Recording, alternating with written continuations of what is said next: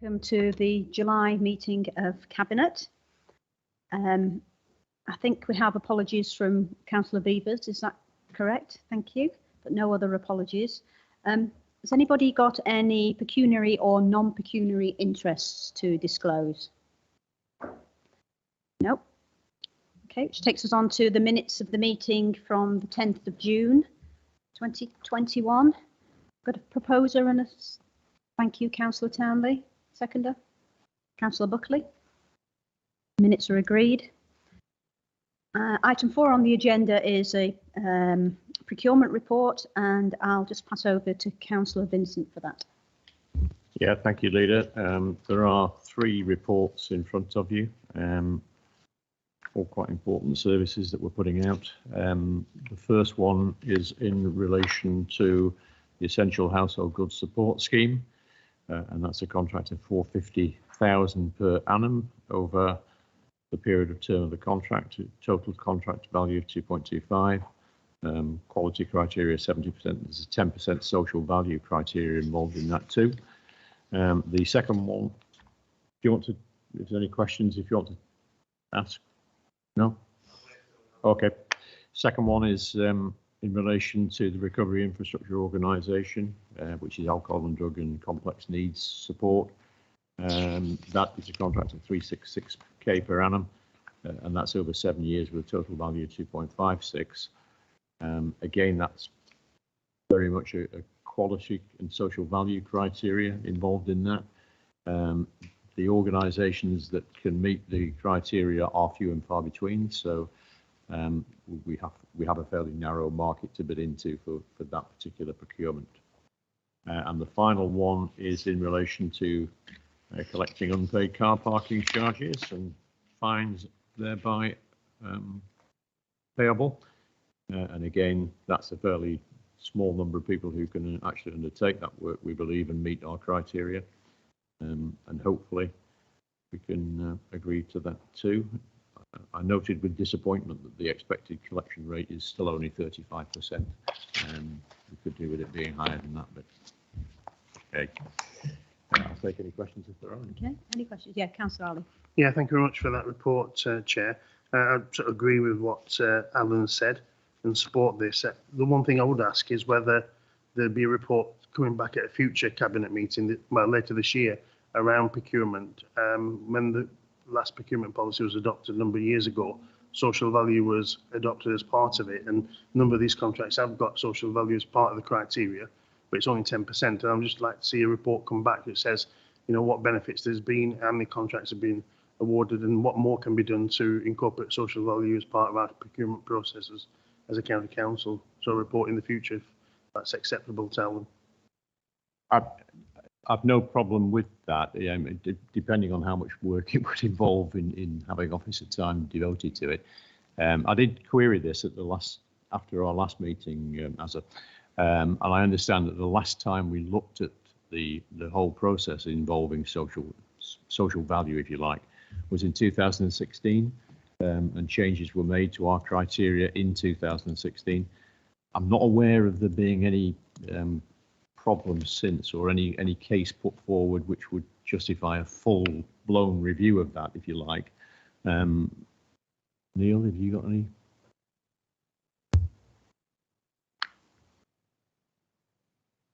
Is that working? Yeah.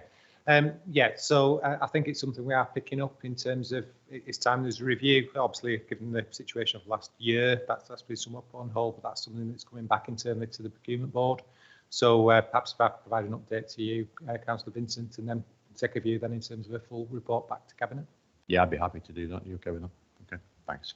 Okay, anybody got any other questions? Councillor Turner. Yeah, and just with reference to the procurement that Councillor Vincent spoke about regarding drug and alcohol support. Just to say, really, it's really quite clever how flexible that contract is, because obviously it's a demand can go up and down, and also there's need. Some of those bits of contracts in the past were never even needed, but we paid for them. So it's just really, a high five to those that devise those contracts. Good work. Thanks for that. It's worth noting. Thank you. Okay, so everybody happy to accept the recommendation? Thank you. Item 5 is the Levelling Up Fund, and Cllr Edwards is going to present that one. Thank you, Leader. So the Levelling Up Fund is an investment from the government in infrastructure, and it supports town centre and high street regeneration, local transport projects and cultural and heritage assets. As the local transport authority, we can put in a bid for the transport side of that, and that bid can be up to £50 million in exceptional circumstances, and £20 million is roughly what we are looking to bid for. We're only going to get one bite of the cherry, so we want to make sure that we have put in a successful bid. So there is an ask today of colleagues that we make sure we prepare a successful bid. So there's a capital and a revenue ask. The capital is to ensure the funding. We need to make sure that there is an element of local match funding.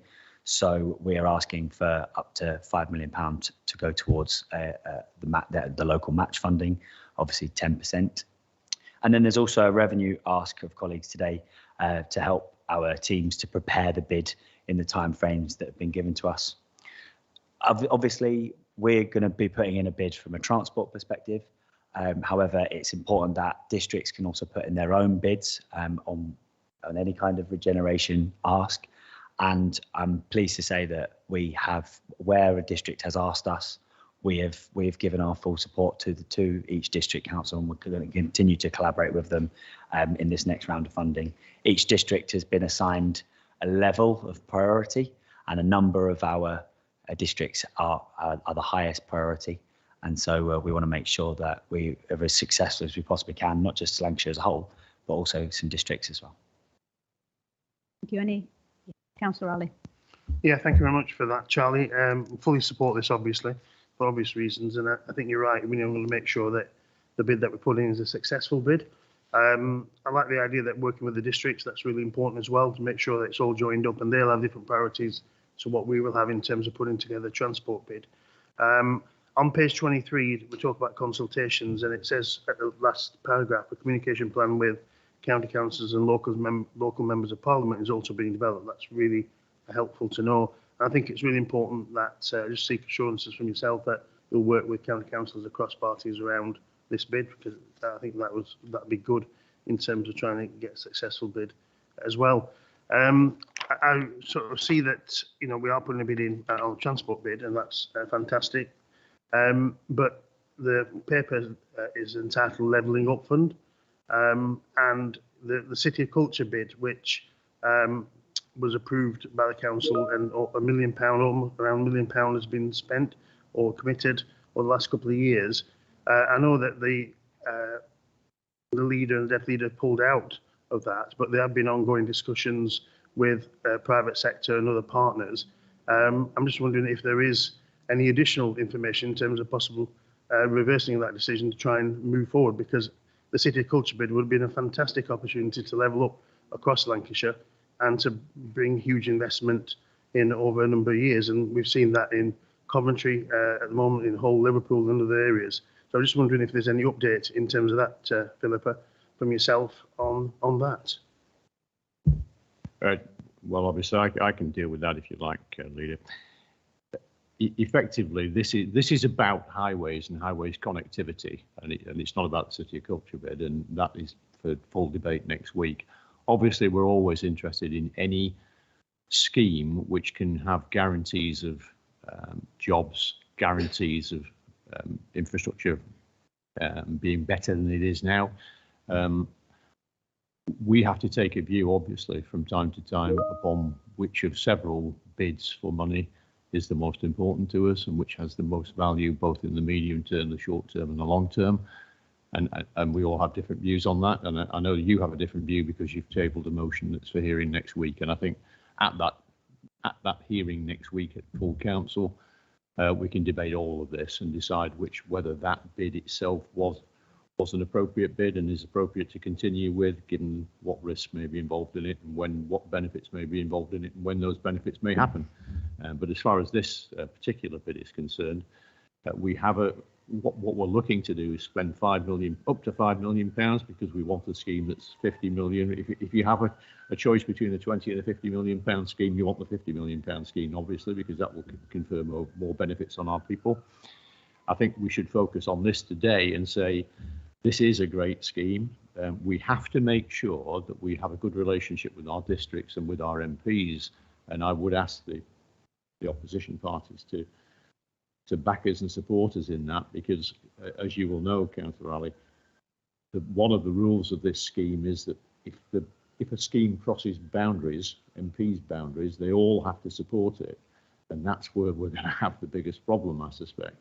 It may be easy to get district councils to support something, and maybe not so easy to get individual MPs to do so. So I think we all have an obligation to make sure that we lobby all our MPs across Lancashire for the one scheme that we can have. And we all need to agree what that scheme will be.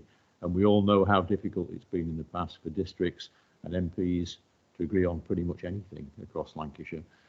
So let's make sure that we focus on getting a scheme that works, getting a scheme that can be sold to the districts and sold to our MPs, and trying to push them to make sure that they agree to do it, because connectivity is vital to us. This bid is vital to Lancashire, and lots of other bids like this are vital to Lancashire too. So we need to make sure that we go for things which are real and which are deliverable, and which hopefully are also short term. We want to do this, and we want to do it quickly, which is why we want more revenue cash as well as the underwrite, because the revenue cash will enable us to do it quickly. Because post-pandemic, so yeah, okay, we all have medium and long-term plans. We all want to see jobs created in 4 years' time, and 10 years' time, and 20 years' time, whatever it may be. But there will be an extreme need for short-term hits, and this is one of them. Thanks, Alan. Yeah. Cllr Ali, you had your hand. Yeah, just responding to Alan. Like I said, we fully support putting this bid in, and we'll work with Charlie and officers and be supportive and be constructive. I think in terms of the City of Culture bid, the report is entitled Levelling Up Fund, and it'd be remiss of me not to raise that. And I know we've got a debate next week, but timing's running out, because I think the bid date for expressions of interest is the 19th, and we'll have that debate then. Thank you. Thanks very much. Well, as you said, we'll have that debate at that time. And the important thing is that we support this particular proposal and the potential to bring £50 million of real investment very, very quickly into the county. So can everyone endorse the proposal? Thank you. Item 6, and County Councillor Rear is going to introduce that one.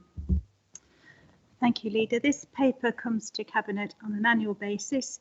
It's to approve the allocation of funds from the Edwards Stocks Massive Bequest Fund. This fund has been going for 111 years now, and it is its purpose is to advance the arts and education for the residents of Burnley and the wider borough. So we're asked to approve the various bequests set out in Appendix A.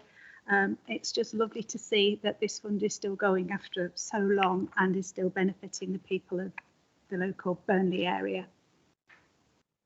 Anybody got any points to raise?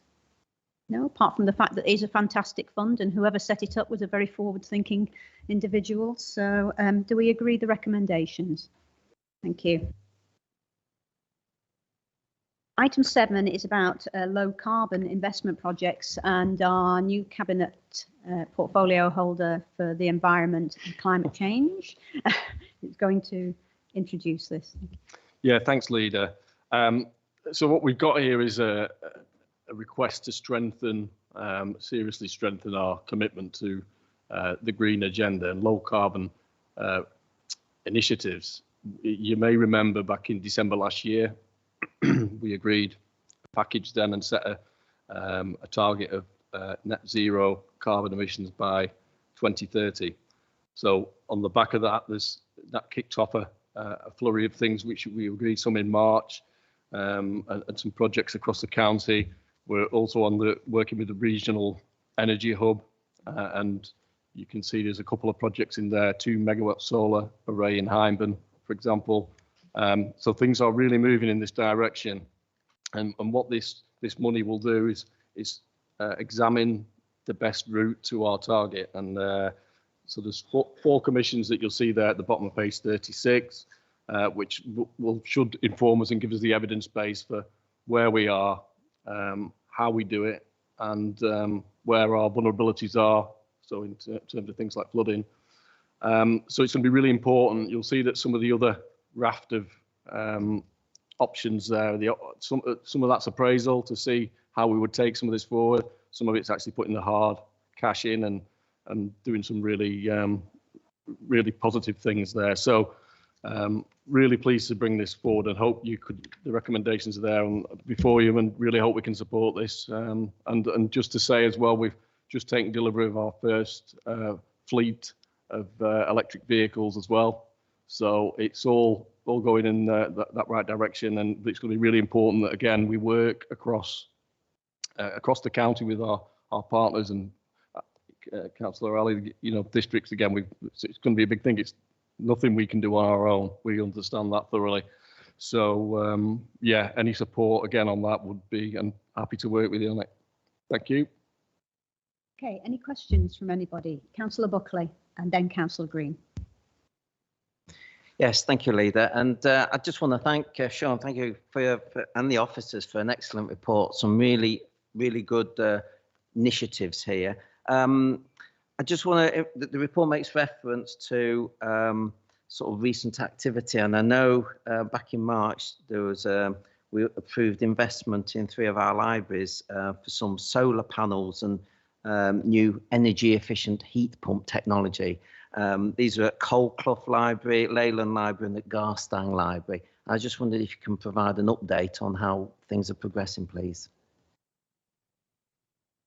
Yeah, certainly. Garstang is in my division, so I've already inquired about that just out of interest, because I remember you bringing that through at the time.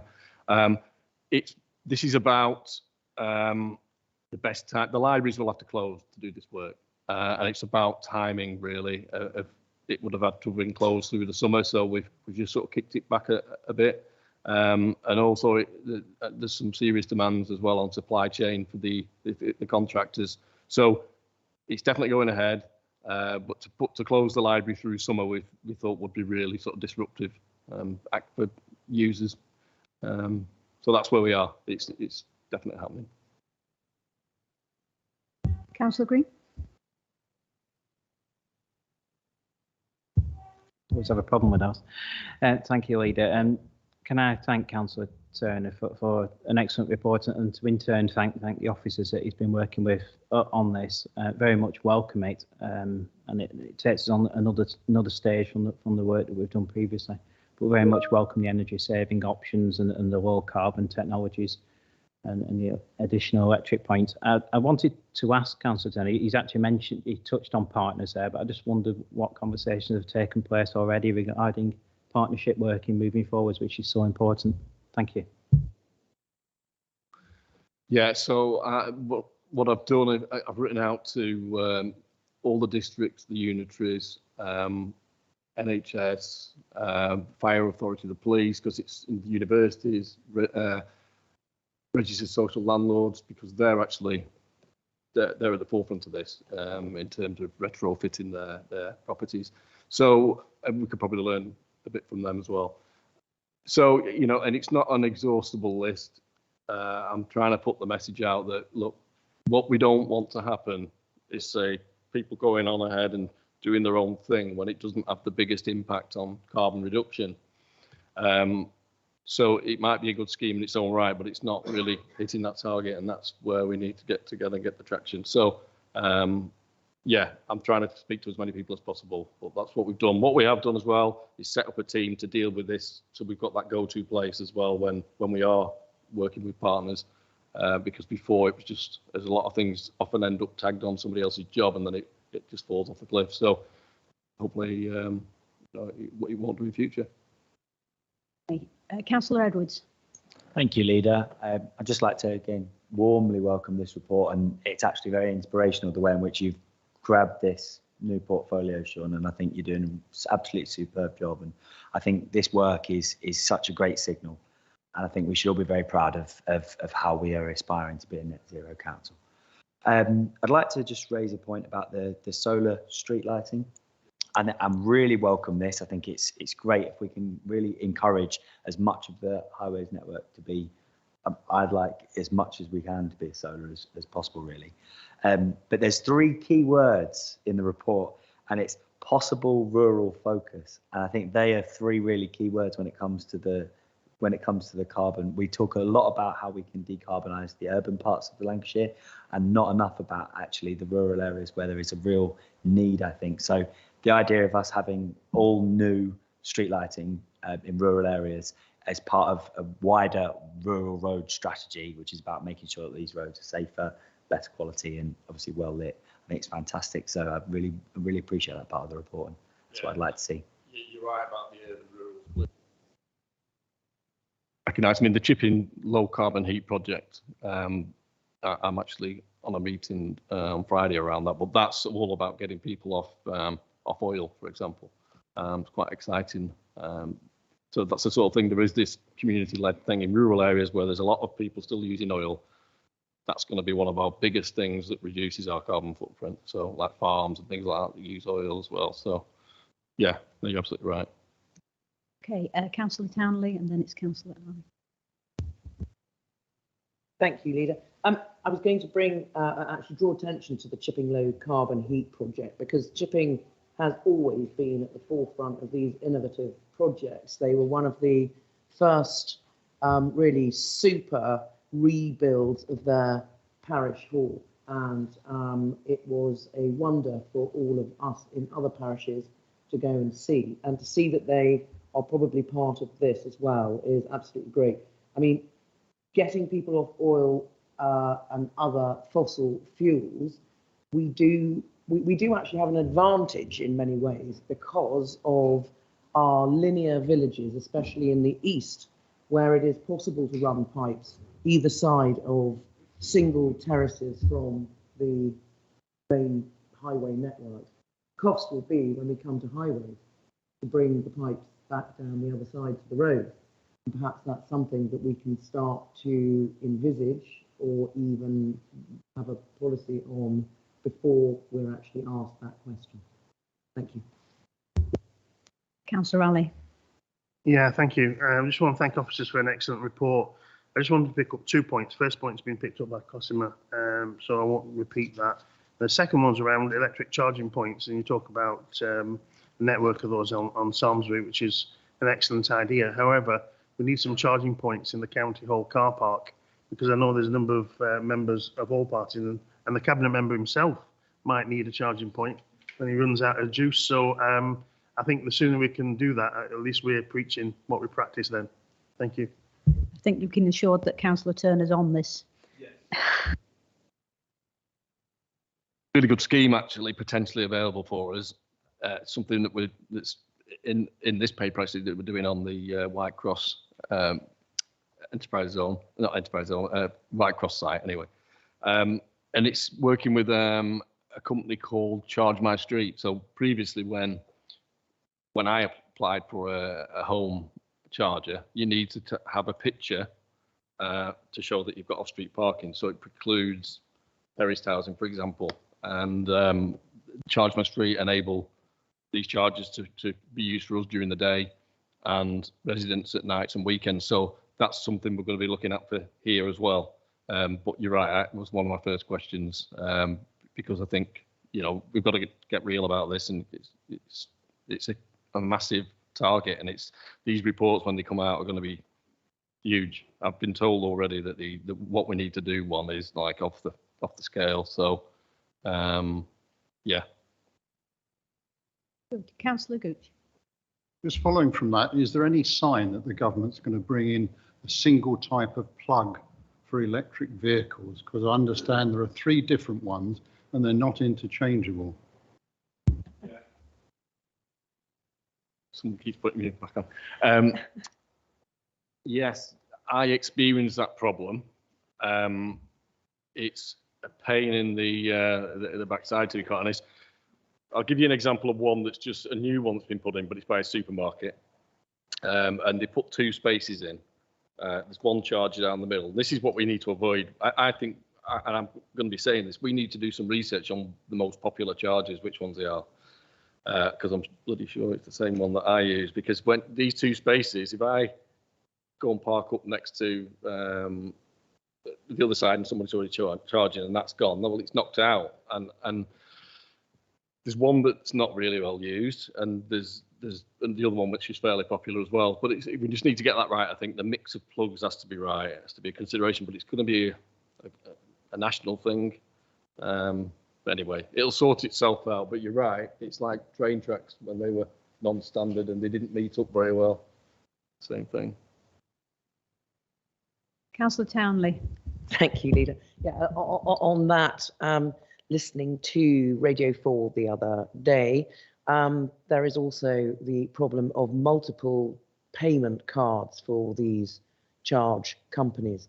And one of the things some people, especially if you're going up and down the country, having 6 or even more cards to pay various different amounts even. It is something that perhaps we should be speaking to our MPs and government about, to standardise all those things as well as the charging points themselves. I think you mean in apps rather than cards. Yeah, that's another nuisance as well that you come across. Once you've done them all, and you're fine, but then you think you've got them all. And another one, you have to fill in all your details. It's not that quick. Put all your card details on it. So yeah, they could. Some are better than others. Some you can just tap your card on. And there is a big fluctuation in charge as well. So a big fluctuation. So, but I suppose if they're privately put in, they can charge what they want, and you vote with your feet. But at the moment, you can't really vote with your feet while there's not enough of them round. So, yeah, but I experienced exactly what you're saying. Okay, any other points anyone wants to make? No? Okay. Well, it's really exciting and a great, you can tell by the debate, and a great paper, so thanks to officers for that. And it's really pleasing that we're taking such a sort of lead in all of this and reaching out to local authorities and stakeholders, because we can't do it on our own. It isn't all in our gift. So thanks for all your work on that. Is everybody happy with the recommendations and to support them? Super, thank you. Okay, item 8 on the agenda is a couple of urgent decisions that were taken prior to this meeting. The first was on the Community Renewal Fund, a submission application. I don't know if anybody just wants to give any information about that. Cllr Riggott. Thank you, Leader. I just wanted to give a quick update. It's a government-backed scheme which is supporting those areas that suffered a prolonged impact of COVID. And there's like when Charlie was talking about the Level Up Fund, they've looked at areas and give them a different score. And for us, Pendle, Burnley and Rossendale in Lancashire feature at the top of the list, the areas they're most looking to invest in. So I just want to say thank you to the districts who've put the bids in, our officers who've worked with them. And again, as these are going to be decided by government, we have written to the district leaders and the MPs to ask them to lobby and support these bids so we can bring as much government funding into Lancashire. And I think it's maybe March next year where we actually get the outcome, but obviously we'll wait to see what government's saying. We'll do what we can to deliver them. Thank you. No questions on that. And the second one was the National Bus Strategy and the sort of bus partnership and bus service improvement plan. Councillor Edwards. Thank you, Leader. Yes, apologies to colleagues for the fact that this was an urgent decision. The reason why is just because of the time frame that it needed to be responded to government for. By the end of June, we needed to submit our early plans for what we wanted to how we wanted to respond to what the government is calling Bus Back Better, which is all about how do we reimagine the way in which we use buses after COVID. And so it's something that it's going to be quite a substantial piece of work that is going to be put together. It's called a bus service improvement plan. It's something that every local transport authority has to present. And so we have established a board and a working group that's going to be fleshing it out and basically trying to put together what our key objectives are for what we want to see the bus network to look like. Our key themes are going to be how do we make it more reliable, value for money. How do we actually make it more accessible to people? The actual quality of the buses and the infrastructure, the information technology and marketing innovation. So that is, I think, quite exciting about how do we maybe look at things like apps using. I like the idea of there's smart bus routes. So if you don't live on a road with a bus stop, there could be certain buses that can you type in when you want to cut when you want to get the bus, then they'll route the bus around a housing estate so everyone can have access to that service. And then also just in terms of general investment. So watch this space. We're going to be putting together a really substantial piece of work on this. We're going to be looking for, again, loads of stakeholder engagement, really keen to have conversations with districts and MPs. We've already spoken to a couple of MPs directly about this. So it's something that it's going to be brought back, I think is October, I think is when it's going to be coming back. So watch this space on the buses. Thanks very much. Thanks. And actually, when you go, like I do, go to lots of parish councils, that is a big issue for them, especially in my area, rerouting them to people's doorsteps almost. But there you go. But good stuff. Thank you. Item 9 on the agenda is urgent business. We haven't got any urgent business to consider, and the next meeting is on Thursday, the 2nd of September. 2 o'clock here in County Hall, probably in a different, back in the Cabinet Room, hope. So item 11 is notice of intention to conduct business in private, because we have some items to discuss in private. Everybody happy for us to go into private session? Thank you.